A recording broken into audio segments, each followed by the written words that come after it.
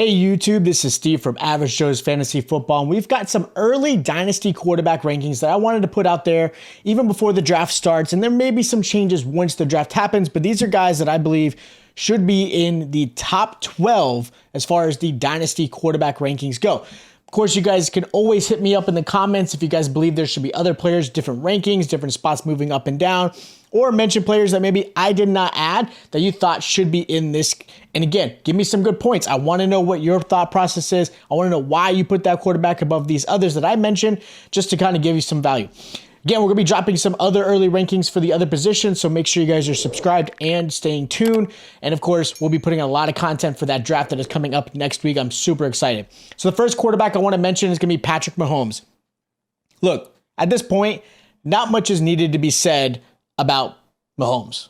Like, he should be everyone's number one. He finished number one in fantasy last year with the quote-unquote no weapons and a possible regression, right? Everyone thought, wow, this Kansas City team is not going to be the same. And he just wowed the world. Like, he brought them back to the Super Bowl. He was phenomenal. I know he's got Travis Kelce, and that obviously adds a lot of value to him.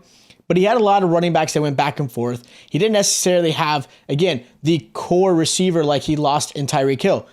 But I expect Kansas City to grab some rookies this draft. And, of course, improve with the weapons they currently have. They have Justin Ross, Kadarius Toney, Sky Moore. Like, those are receivers that I actually think are very valuable and helpful for him. And again, he's only 27. Unless he feels like he's accomplished everything he needed to in his career, I expect him another 5 to 8 years at least. So again, he's my number one in Dynasty. Now, number two could be Josh Allen, right? Josh Allen could have also been number one.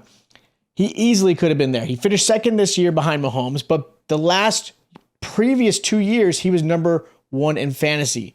He's got something that he brings that, again, Mahomes doesn't necessarily do, is the rushing ability. That's what gives him really the edge over Mahomes. Now, reason why I slightly have Josh Allen behind Patrick Mahomes is really his turnover issues. He almost led the league last year in interceptions. He continued to give up the ball, whether it be fumbling, whether it be the interceptions. He does tend to play a little reckless. He's the gung-ho type of quarterback that just wants to try to make the big play. That is something he needs to fix. If he can fix that, lower his turnover rate, he could easily be number one in my Dynasty rankings, and really, there's no reason why not to. His rushing ability absolutely adds value. Number three is Jalen Hurts. I almost put Hurts at number two. I think he's going to surpass Josh Allen or Mahomes. We'll see how my rankings end up in the next couple of years, but Hurts showed up really well in the Super Bowl, and he showed up why he's a top 5 quarterback in this past season. His rushing ability, he was used a lot in QB sneaks. He was definitely a great goal line quarterback. Also did a great job from preventing the turnover, right? He did not give up the ball that often. That was something he did a really good job at. Hurts is young. He finished third this past season and 8th the year before that. He also has 2 great receivers, Devontae Smith and A.J. Brown. He also has a really good tight end in Dallas Goedert. And we could be surprised this draft. There's a good chance, and possibly, they get Bijan Robinson. We'll see how they do. Obviously, they got Rashad Penny. I'm not crazy about it. I do like Kenneth Gainwell at running back. But the future is absolutely bright for Jalen Hurts. I expect him at number 3. Could possibly move up. We'll see how things go, but I like him at number 3. Number 4, Joe Burrow. Burrow has been so consistent in either real life or in fantasy. Has a plethora of weapons for him to throw to. He's got receivers like Chase, Higgins, Boyd. He finished top 7 in fantasy the last 2 seasons. The O-line continues to be an issue for the Bengals, but they really have done a great job of making sure they can try to do whatever they can to protect Joe Burrow and keep him upright, preventing him from having injuries, preventing him from getting sacked all the time. And I expect that to happen. I think their offensive line issues will get better. I do honestly think Cincinnati is trying their best to make sure they have everything they possibly can to add around him to make sure he's successful. Plus, I do like the addition of Irv Smith from the Minnesota Vikings, and I expect him to grab a really talented tight end this draft. There's Mayer. There's a couple different ones that I've seen him. So again, the weapons are there. The talent is there. Keeping him upright is going to be the big thing, but I like Joe Burrow at number 4. Number 5, Trevor Lawrence. I'm very high on Trevor Lawrence, and I'm expected him to be even higher in the next 5 years. He finished 8th last year, and this was his first year under Doug Peterson. Obviously, it's only going to get better. From weeks 10 to week 16, he averaged QB7 and saw huge growth. He has had some weapons. He's got Christian Kirk, right? That was a big one. Zay Jones, big one, right? I love what he's got. Etienne. Then you get Calvin Ridley coming, a really savvy veteran who's a really good receiver. Obviously, I don't expect Calvin Ridley to be amazing off from the get-go. I do expect him to have a little bit of some growing pains in the first few weeks of the season. But you're adding Ridley with Kirk and Zay Jones. And just the weapons galore for what the Jaguars are going to have is just amazing. And I think Trevor Lawrence is going to be amazing this season as well. Number 6, I've got Justin Herbert. Now, I'm not the biggest Herbert believer like most analysts out there, but his talent can't be ignored. He finished 11th this past season and second the year before that. His receivers were hurt last year a lot, mostly Keenan Allen. And when Keenan Allen was back, Mike Williams was out. So there was a lot of issues at the receiving position. So again, I understand your quarterback could be affected.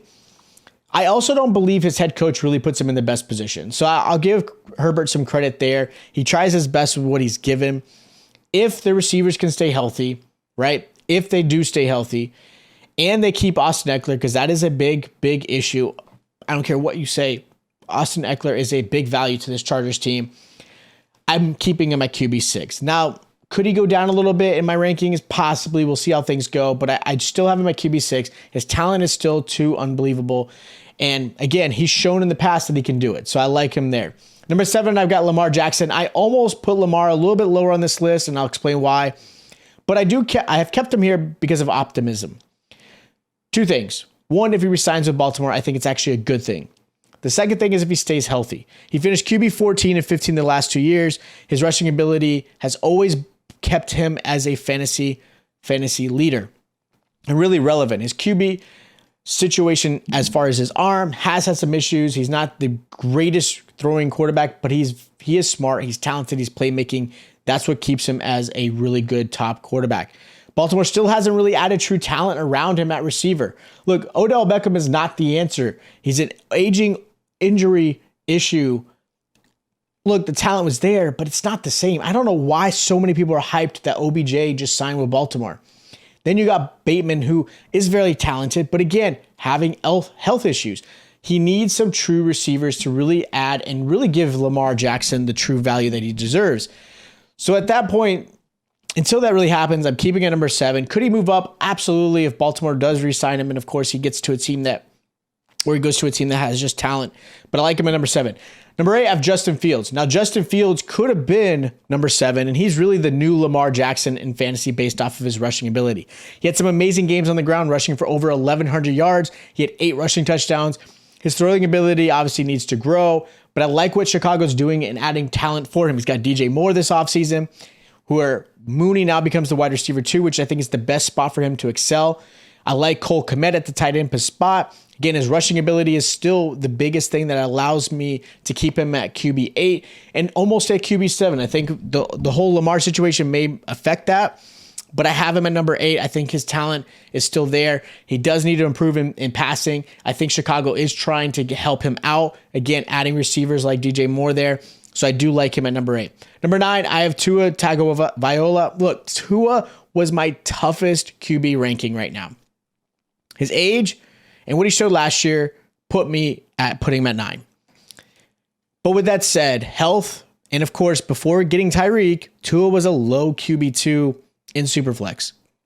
He finished QB 15 last year, and that was with his concussion issues. The years before that, he struggled. Now, having Tyreek and Waddle really gives Tua the ability and talent around him to be a top 10 fantasy quarterback. He had 4 weeks straight where he was averaging QB4, but then towards the end of the season, he was averaging QB16. I'm expecting another offseason with McDaniels going to help him.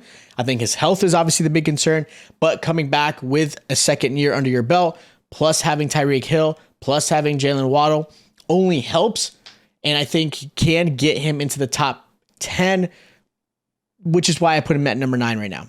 A lot of things could happen this upcoming season, which may rank him out of my top 12, but I have him at number 9. Number 10, I've got Bryce Young. I understand you're probably going to hit me in the comments on this one. He hasn't played. He hasn't touched the grass yet. I get it. Bryce Young will most likely go to Carolina, which is based off the rumors and everything that's going on right now with the whole number 1 pick. Carolina doesn't have the receiving core, obviously, to help Bryce Young this year. So keep that in mind. I'm not expecting him to be a top 10 quarterback this season. This is Dynasty we're talking about.